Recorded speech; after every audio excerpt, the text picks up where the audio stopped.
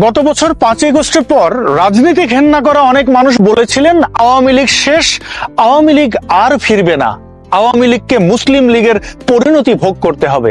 নেশাজাতীয় দ্রব্য নেওয়ার পর ব্রেনের অবস্থা যা হয়, হাসিনা সরকারের পতনের পর তাদেরও সেরকমই হয়েছিল। তারপর যখন নেশা কেটে যায় তখন তাদের মনে পড়ে আওয়ামী লীগ তো ফিরে আসে, বারবার ফিরে আসে।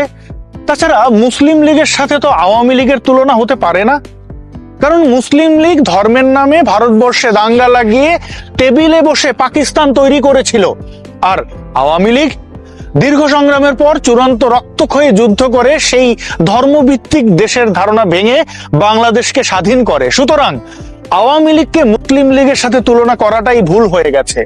তারপর এই ভুলটা বুঝতে পেরে তারা মুখে নেয় নতুন ভুল, বলতে শুরু করে শেখ হাসিনা আর ফিরবে না। কেন ফিরবে না? কারণ শেখ হাসিনা স্বৈরাচার, স্বৈরাচাররা দেশ ছেড়ে চলে গেলে আর ফিরে আসে না। অথচ শেখ হাসিনা স্বৈরাচার ছিলেন না, তিনি তার যাবতীয় ভুল ভ্রান্তি নিয়ে বড়জোর একজন খারাপ শাসক ছিলেন। তাও ততটা খারাপ ছিলেন না যতটা খারাপ ছিলেন খালেদা জিয়া, এরশাদ আর জিয়াউর রহমান। স্বৈরাচার কেমন হয়, ফ্যাসিস্ট কেমন হয়, তা তোমরা নোবেল বিজয়ী শান্তির শকুনকে দেখার পর নিশ্চয়ই বুঝতে পেরেছ, মানুষ বুঝতে পেরেছে। বাংলাদেশ একটি আনপ্রেডিক্টেবল দেশ। পৃথিবীর বাঘা বাঘা ইনস্টিটিউশনের প্রেডিকশন বাংলাদেশে এসে ফেল করে, আর তোমরা তো দেশি খুলিতে বিদেশি মগজ নিয়ে ঘোরা কিছু স্টুপিড অপদার্থ। কতজনই তো কত কথা বলেছিল বাংলাদেশ একটি তলাবিহীন ঝুড়ি, বলেছিল হিমালয়ের পলিতে জন্ম নেওয়া দেশটি হিমালয়ের বরফ গলা জলে ধুয়ে যাবে। তারপর তারাই আবার বলছে বাংলাদেশ একটি উদীয়মান সূর্য, বাংলাদেশ একটি বিকাশমান সম্ভাবনা। পৃথিবীতে কোন দেশের সাথে কি হয়েছে, কোন শাসকের সাথে কি হয়েছে, সেটা দিয়ে বাংলাদেশের এক শাসকের ভবিষ্যৎ ঠিক করে দিচ্ছ, মানে পৃথিবীর পাল্লায় বাংলাদেশকে তুলছ। অথচ পৃথিবীতে আর কোন জাতি মাতৃভাষার জন্য জীবন দেয়নি, আর কোন জাতি সশস্ত্র সংগ্রাম করে মাত্র 9 মাসে দেশ স্বাধীন করেনি, আর কোন জাতি স্বাধীনতার জন্য 30 লক্ষ প্রাণ দেয়নি। তোমরা কিসের সাথে কি মেলাও হে আন্তর্জাতিক ধৈঞ্চা বাহিনী? হাসিনা ফিরবে কারণ তোমরাই হাসিনাকে ফেরাবে। তোমরা যেহেতু মুক্তিযুদ্ধ, স্বাধীনতা, সার্বভৌমত্ব, জননিরাপত্তা, গরিব খেটে খাওয়া মেহনতি মানুষের জীবন যুদ্ধ, সেকুলার বাংলাদেশের দাবি, এর সবকিছুই হাসিনার হাতে তুলে দিয়েছো, আওয়ামী লীগের হাতে তুলে দিয়েছো। সেহেতু আওয়ামী লীগ ফিরবে, শেখ হাসিনা ফিরবে। শেখ হাসিনা ফিরবে কারণ এই দেশটা শেখ হাসিনার বাপদাদার, এই দেশ আমার বাপদাদার। দেশ যদি একটা ঘর হয়, সেই ঘরে তুমি হলে একটা শীদেল চোর। শীত কেটে ঢুকেছ, চুরির কাজ শেষ করে রাত পোহানোর আগেই তোমাকে পালিয়ে যেতে হবে। এই ঘরে তুমি থাকতে পারবে না, কারণ ঘরটি তোমার নয়, এই ঘর আমার, এই ঘর হাসিনার, এই ঘর মুক্তিযুদ্ধের উত্তরসূরিদের। বাংলাদেশ নামক এই ঘরে হাসিনা থাকবে, বাংলাদেশ নামক এই প্রদীপে মুক্তিকামী জনতা আলো জ্বালাবে, বাংলাদেশ নামক এই উন্মুক্ত আকাশে শান্তিকামী মানুষের স্বপ্ন উড়ে বেড়াবে। তুমি পশ্চিমের ঘেটু, চুরির কাজ শেষ করে পশ্চিমেই ফিরে যাবে, তোমার টিকিটিও আর কেউ দেখতে পাবে না, এবং তুমি ফিরে আসবে না আর কোনোদিন। কিন্তু শেখ হাসিনা ফিরবে কারণ হাসিনা ফিরে এসেছিল। হাসিনার পুরো পরিবারকে হত্যা করার পরও হাসিনা ফিরে এসেছিল। এখন আবার তোমরা তাকে হত্যা করতে চেয়েছিলে কিন্তু পারোনি। হাসিনা বেঁচে আছে, এটাই সবচেয়ে বড় খবর। আমাদের জন্য এটাই সবচেয়ে বড় সুখবর, কিন্তু তোমাদের জন্য এর চেয়ে বড় দুঃসংবাদ আর কি হতে পারে? ভয় পাও হে আহাম্মুকের দল, ভয় পাও। জানি তোমরা ভয় পাচ্ছ। তোমরা যখন বলো হাসিনা আর ফিরবে না, কেন বলো তা কিন্তু আমরা জানি। হাসিনা আর ফিরবে না এটা এখন তোমাদের জিকিরে পরিণত হয়েছে, প্রার্থনার মন্ত্রে পরিণত হয়েছে। তুমি চিৎকার করছো কিন্তু সেটি বিজয়ের নয়, তুমি চোখ লাল করছো কিন্তু সেটি প্রতিজ্ঞার নয়।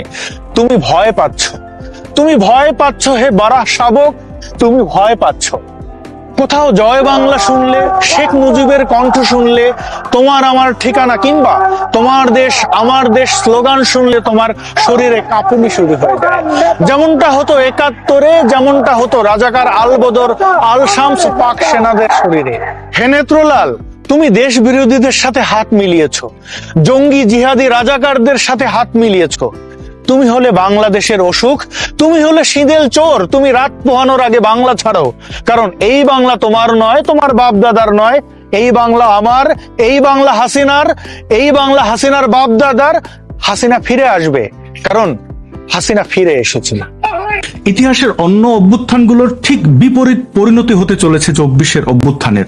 আমাদের মনে হতে পারে প্রায় অর্ধেক ভোটারের দল আওয়ামী লীগের বিরুদ্ধে সংগঠিত হওয়ায় এই অভ্যুত্থানটি ক্রমেই জনসমর্থন হারাচ্ছে, কিন্তু এটি একমাত্র কারণ নয়। এর সাথে যুক্ত আছে বাংলাদেশের রক্তাক্ত রাজনৈতিক ইতিহাস, আছে গভীর ষড়যন্ত্রময় অন্ধকার অতীত। দিনে দিনে এই ষড়যন্ত্র এতটাই স্পষ্ট হয়ে উঠেছে যে অভ্যুত্থানের মিছিলে হাঁটা সবচেয়ে আত্মবিশ্বাসী মানুষটিও তার নিরঙ্কুশ সমর্থন নিয়ে সন্দিহান হয়ে পড়েছেন। ভাবছেন, আমি কি মস্ত বড় কোনো ভুল করে ফেলেছি? এমন মানসিক টানাপোড়েন যে কেবল সাধারণ মানুষের মধ্যে হচ্ছে তা কিন্তু নয়। অভ্যুত্থানের নেতৃত্বে থাকা ব্যক্তিদের মাঝেও কেমন যেন একটা অপরাধবোধ, অস্থিরতা আর বিভ্রান্তিকর অস্বস্তি তৈরি হয়েছে, যা ইতিমধ্যেই তাদেরকে হতাশার চোরাবালিতে নিমজ্জিত করেছে। ইদানিং বিশেষ করে গোপালগঞ্জের সহিংস সফরের পর জুলাই নেতৃত্বের কাজকর্ম, চিন্তাভাবনা এবং আচার আচরণে আবছা অথচ তীব্র অনুশোচনা ও কৈফিয়তের বোধ লক্ষ্য করা যাচ্ছে।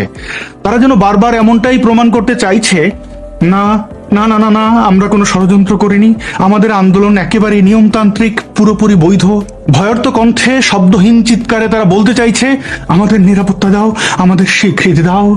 কিন্তু প্রশ্ন হচ্ছে, নিরাপত্তা দিলেই কি স্বীকৃতি মেলে, কিংবা স্বীকৃতি পেলেই নিরাপত্তা? দেখুন, অভ্যুত্থান হয়েছে আওয়ামী লীগের বিরুদ্ধে, আওয়ামী লীগ তো বলবেই ওটা অভ্যুত্থান নয়, ওটা ছিল ষড়যন্ত্র। কিন্তু সরকার ও তার অভ্যুত্থান মিত্ররা কেন আওয়ামী লীগের সেই অভিযোগকে সত্য প্রমাণ করার জন্য উঠে পড়ে লেগেছে? তাদের মুখ দিয়েই তো ম্যাটিকুলাস ডিজাইন নামক শব্দবোমা বেরিয়েছে।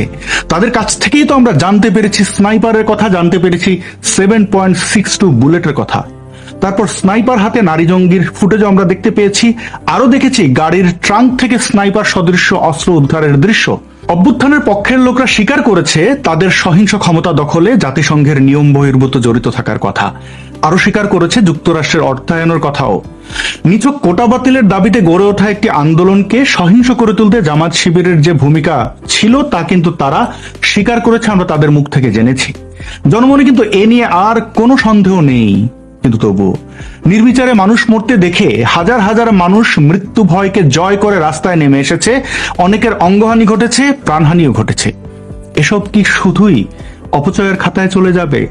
এতগুলো মানুষের মৃত্যু কি কেবলই কোলাটারাল ড্যামেজ হিসেবে গণ্য হবে? কিন্তু কেন এই কোলাটারাল ড্যামেজ? কেন এত রক্তক্ষয়? আর কিসের জন্য এত আত্মত্যাগ? ডক্টর ইউনূস তার বিরুদ্ধে করা সব মামলা থেকে মুক্ত হবেন সেজন্য, নাকি তিনি কর বাবদ রাষ্ট্রের কাছে যে 600 কোটি টাকা দেনা ছিলেন সেটা না দেওয়ার জন্য? নাকি ডক্টর ইউনূস যেন নিজের মালিকানায় বিশ্ববিদ্যালয়, আদম ব্যবসা, ডিজিটাল ওয়ালেট এসবের লাইসেন্স নিতে পারেন সেজন্য ছাত্র জনতা জীবন দিয়েছে? অথবা এমনও হতে পারে আমাদের বন্দরটি যেন যুক্তরাষ্ট্রের হাতে তুলে দেওয়া যায়, তাদের প্রয়োজনে সীমান্তে করিডোর খোলা যায়, সেন্ট মার্টিন দ্বীপটি যেন তাদেরকে দিয়ে দেওয়া যায়, সেজন্য শত শত মানুষ জীবন দিয়েছে। কোনটি? এই প্রশ্ন যেমন আপনার মনে আঘাত করছে, করছে আমার মনেও। কথা ছিল দেশে দ্রুত সংসদ নির্বাচন হবে, গণতন্ত্র পুনঃপ্রতিষ্ঠিত হবে। কিন্তু কথিত অভ্যুত্থানের সরকার এসব ভুলে বসে আছে। দেশকে গণতান্ত্রিক ধারায় ফিরিয়ে এনে সকলের অধিকার প্রতিষ্ঠার দিকে মনোযোগ না দিয়ে চারদিকে কেবল ষড়যন্ত্রই হচ্ছে।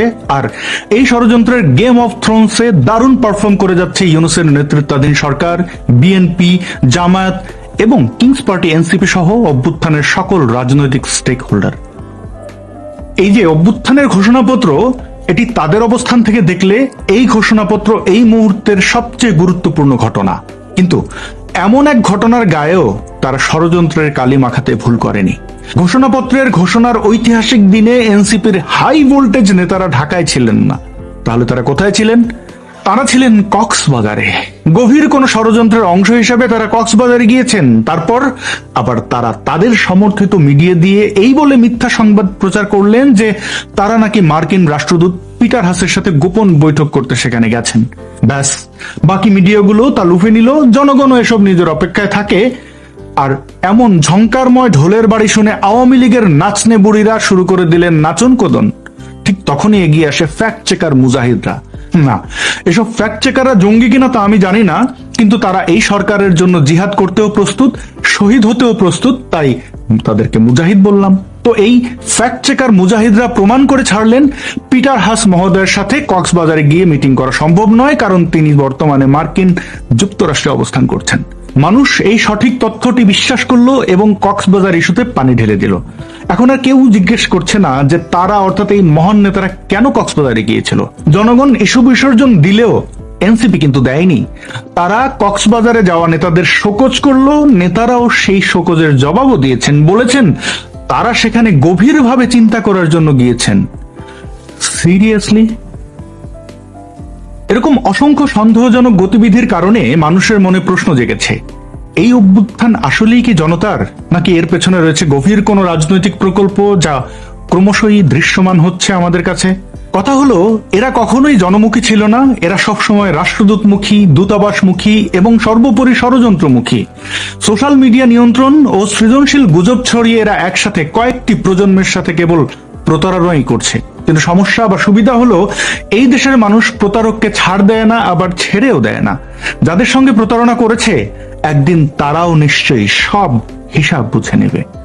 সমন্বয়ক নামক এই ষড়যন্ত্রের সন্তানরা অভ্যুত্থানের আগে পরে যেসব অপরাধ করেছে তা একই সাথে নির্মম ও নজিরবিহীন।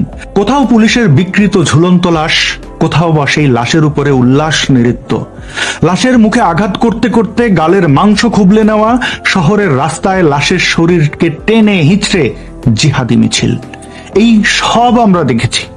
আরো দেখেছি আগুন দিয়ে থানা ভর্তি পুলিশকে পুড়িয়ে মারার ঘটনা, দেখেছি যশোরের এক অভিজাত হোটেলে আগুন দিয়ে বিদেশি পর্যটক হত্যা এবং নিজেদের লাগানো আগুনে আটকে পড়া হাফ ডজন শিক্ষার্থীর করুণ মৃত্যু। আরো দেখেছি গাজী টায়ারের কারখানায় লুটপাট করতে গিয়ে শতাধিক মানুষের পুড়ে কয়লা হওয়ার দৃশ্য। সরকার ও ছাত্র সমন্বয়ক সন্ত্রাসীদের এসব অপরাধের দায় মুক্তি দিয়ে দিল, কোনো মামলাও নিল না। এসব বর্বরতার বিচার আজীবনের জন্য ঠেকিয়ে দিতে এখন নিয়ে এসেছে জুলাই ঘোষণাপত্র। বলছে এটিকে সংবিধানে যুক্ত করা হবে এবং সংবিধান দিয়ে তাদেরকে জাতীয় বীর বানিয়ে দেওয়া হবে। অথচ দেখুন, এরশাদের পতনের সময় জনগণের ছিল রাজনীতির ভাষ্যকার। মানুষই ঠিক করেছে সেখানে কি ঘটেছে, কেন ঘটেছে, কিভাবে ঘটেছে। কিন্তু এই অভ্যুত্থানের নেতারা বারবার নিজেদের ভাষ্য লিখে দিতে চাইছেন ঘোষণাপত্রে, সনদে, এমনকি সংবিধানেও। মনে হচ্ছে দেশ চালানোর চেয়ে নিজেদের প্রাণ বাঁচানোই তাদের কাছে বেশি জরুরি হয়ে পড়েছে। কিন্তু সেই কাজটিকে তারা ঠিকমতো করতে পেরেছে? ঘোষণাপত্রের ভাষা ও মান নিয়ে প্রশ্ন উঠেছে, যা একেবারেই যৌক্তিক। কারণ যে কাগজটিকে একটি জাতীয় দলিল বলা হচ্ছে, সেটি পরে অনেকেই বলছেন এটি একটি পক্ষপাতদুষ্ট দুর্বল রাজনৈতিক বয়ান, যা মাত্র 10 থেকে 15% মানুষের জন্য রচিত। দেশের বুদ্ধিজীবীরা তো বটেই, অভ্যুত্থানের অংশীদাররাই এমন অসুস্থ জিঙ্ঘাসা আর ইতিহাস বিকৃতির দলিলকে মেনে নিতে পারছেন না। প্রধান রাজনৈতিক দল বিএনপি যদি সত্যি সত্যি এই দলিলকে সংবিধানে যোগ করার চিন্তা করে, তাহলে জাতির প্রতি এমন জোর জবরদস্তির জন্য দলটি চিরতরের রাজনীতির ট্রেন থেকে ছিটকে পড়তে পারে।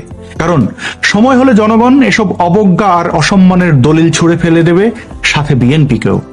কোন রাষ্ট্রীয় ঘোষণাপত্র মানে সেটি একটি ঐতিহাসিক দলিল, সেখানে জনগণের স্বপ্ন, আকাঙ্ক্ষা, ভবিষ্যৎ পরিকল্পনা উঠে আসবে। কিন্তু এই ঘোষণাপত্র অনেক বেশি রাজনৈতিক আত্মপক্ষ সমর্থনের দলিল হয়ে দাঁড়িয়েছে। এতে জনগণের চেয়ে রাজনীতিকদের ভয়, নিরাপত্তা, দায় মুক্তির চেষ্টা বেশি চোখে পড়েছে। ঘোষণাপত্রটির ভাষা এবং কাঠামোটাই এমন যে, যেহেতু আমি অপরাধ করেছি সেহেতু এর দায় আওয়ামী লীগের, এবং যেহেতু আমার ভুল হয়ে গেছে সেহেতু আমাকে তোমরা মেরো না। বিকৃত ব্যাং লাফানো ইতিহাস, একটি দলের নাম নিয়ে বারবার আক্রমণ, অর্ধেকের বেশি জনগণকে অস্বীকার করা, এটা আর যাই হোক জনগণের দলিল নয়। ঘোষণাপত্রে 26শে মার্চের কথা আছে, স্বাধীনতা যুদ্ধের কথাও আছে, অথচ শেখ মুজিবুর রহমানের নাম নেই।